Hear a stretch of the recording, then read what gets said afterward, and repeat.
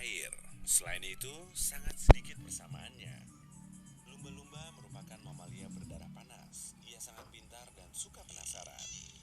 Badannya panjang serta ramping dan biasanya berwarna biru atau abu-abu. Tapi ada juga loh yang warnanya coklat atau pink. Panjang badannya berkisar antara 2 sampai 9 meter dan berat maksimumnya 11 ton. Kulitnya licin dan tanpa bulu, sehingga terasa kenyal kalau disentuh. Mungkin inilah ciri tubuh yang paling terkenal dari si lumba-lumba. Sedangkan Megalodon adalah predator purba yang terkenal. Panjang tubuhnya bisa mencapai 18 meter dan beratnya hampir 5 kali lipatnya lumba-lumba. Ukurannya jumbo. Gigi-giginya besar serta tajam dan geraknya super ngebut. Karena itulah Megalodon menjadi hewan yang paling ditakuti di lautan sekitar 23 sampai 3,5 juta tahun lalu. Oke, aku punya pertanyaan nih. Hewan mana yang ingin kamu lihat saat kamu berenang di lautan? Lumba-lumba atau Megalodon? Atau aku? Haha, kalau yang terakhir, janganlah ya. Dibanding monster bergigi tajam itu, lumba-lumba terlihat lebih imut dan jinak. Tapi, coba bayangkan situasi ini. Saat hari terik, pasti seger tuh kalau berenang di laut.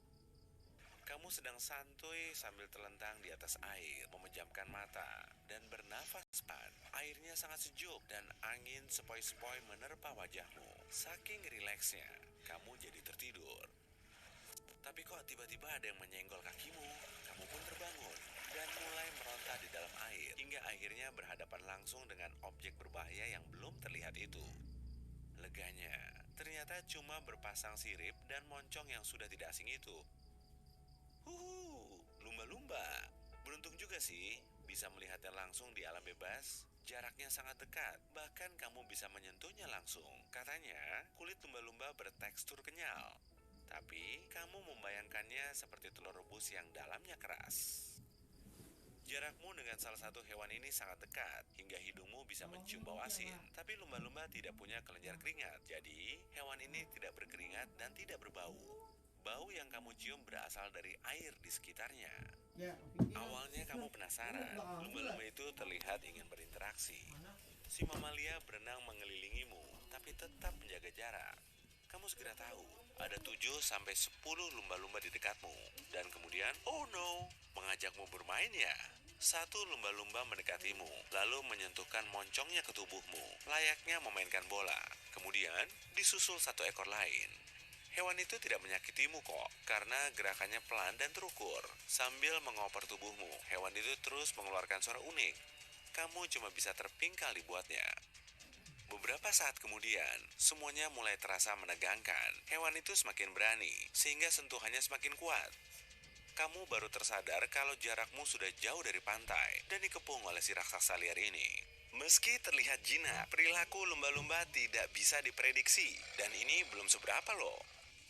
Lumba-lumba terbesar bisa muncul dengan berenang di bawahmu lalu menyelam sampai jauh ke dalam laut. Terbentuklah pusaran air raksasa yang akan menarikmu ke dalamnya. Lumba-lumba itu akan muncul, lalu menyelam lagi.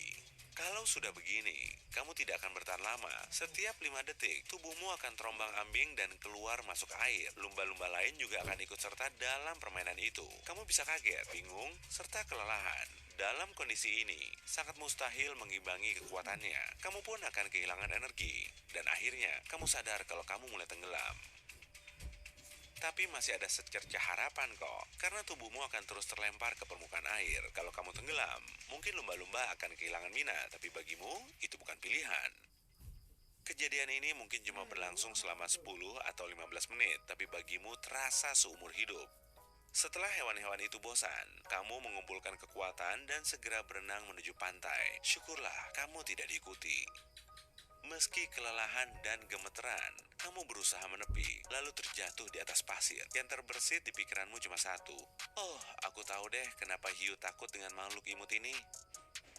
Dan benar saja, predator laut yang paling ditakuti sekalipun akan mati-matian menghindari lumba-lumba. Mamalia ini punya rangka yang fleksibel, kulitnya juga lembut, sehingga mudah bermanuver saat menghadapi musuh yang bergigi tajam itu. Moncong lumba-lumba juga bertulang tebal dan kuat. Fungsinya untuk melindungi diri dari musuh. Lumba-lumba bisa berenang di bawah ikan hiu, lalu melesat ke atas sambil membidik perutnya. Pukulan ini sangat kuat sehingga bisa menyebabkan luka dalam yang parah. Ekor hiu berbentuk tegak sehingga gerakan vertikalnya sangat terbatas dan kurang cepat. Sedangkan ekor lumba-lumba berbentuk mendatar, karena itulah mamalia ini bisa mengubah arah dengan cepat. Hiu merupakan hewan penyendiri dan lumba-lumba cenderung berkelompok dalam kawanan. Saat salah satu anggotanya berada dalam bahaya, kawanannya akan segera menolong. Hiu memang sering memakai rahang kuatnya untuk mengalahkan lumba-lumba, tapi cuma dengan mencari titik buta atau menyergap lumba-lumba. Kalau upaya pertamanya gagal, lumba-lumba akan menyelamatkan diri atau bergabung kembali dalam kawanannya, lalu memanggil teman-temannya untuk melawan si hiu. Selain pintar dan lincah, lumba-lumba juga sangat cepat. Kecepatannya melebihi kebanyakan spesies hiu. Jelas gampang lah ya, kalau mau memangsa hiu. Orca atau lumba-lumba terbesar ini juga berburu hiu kalau tidak mendapat makanan lain. Sirip ekornya yang super kuat bisa memukul punggung hiu. Si mangsa pun jadi tak berkutik. Hiu saja menjauh dari lumba-lumba, masa kamu enggak? Gigi lumba-lumba sangat tajam dan gigitannya juga kuat. Lumba-lumba hidung botol bahkan punya sekitar 100 gigi, jadi sangat mudah mencengkeram mangsanya dan membuatnya tak berdaya. Terkadang, lumba-lumba hidung botol bisa membentuk kawanan sampai 1.000 ekor. Kalau semuanya berburu sekaligus, pasti akan menakutkan, ya. Tapi seringnya, kawanan ini terdiri dari 10-15 ekor kok. Kalau sampai lumba-lumba menganggapmu sebagai ancaman, ia akan menyerangmu. Bisa kamu bayangkan seperti apa rasanya ditoyol hidung yang panjang dan keras itu?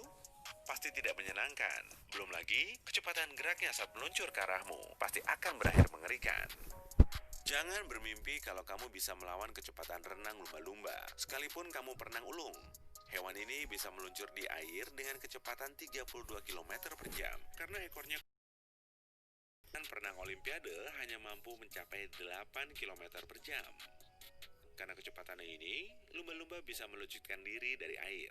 Oh, bukan. Ini bukan lompat indah di lautan loh ya. Tapi, hewan ini mampu menyembul ke udara sampai setinggi 5 meter.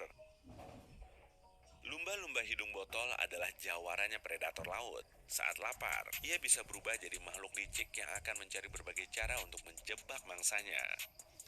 Saat meneliti lumba-lumba di perairan dangkal di Florida, para ilmuwan jadi tergelitik. Jadi, hewan ini akan menggunakan ekornya untuk membuat air keruh agar ikan buruannya tidak bisa menjauh. Di Australia, lumba-lumba terlihat memakai spons untuk menangkap hewan kecil dari dasar laut. Dan yang lebih mencengangkan, hewan ini juga mengajari teman-temannya metode berburunya. Kamu tidak bisa menghindar dari lumba-lumba yang garang. Cuma dengan bersembunyi, kita bisa 144 meter di bawah permukaan laut. Sementara kita cuma bisa menyelam bebas sampai kedalaman 214 meter. Hiu dikenal tidak suka mengganggu peselancar karena punya cara hidupnya sendiri. Tapi, lumba-lumba lain lagi. Dalam beberapa kejadian, lumba-lumba sengaja mendorong papan selancar hingga si peselancar jatuh dan kemudian melompatinya. Jika lumba-lumba mendekatimu dan mulai mengibaskan ekornya, segera keluar dari air. Kemungkinan ini jadi pertanda kalau hewan itu akan menyerangmu. Moncong lumba-lumba memang membentuk senyuman. Itulah sebabnya hewan ini terlihat ramah, baik, dan tidak berbahaya. Tapi ingat, lumba-lumba juga hewan liar. Kelihatannya memang sangat pintar dan lucu, tapi berhati-hatilah saat kamu berada di dekatnya. Tetap jaga jarak ya. Oh ya, kalau kamu sudah mencoba berbagai cara tapi masih gagal, lempari ikan saja.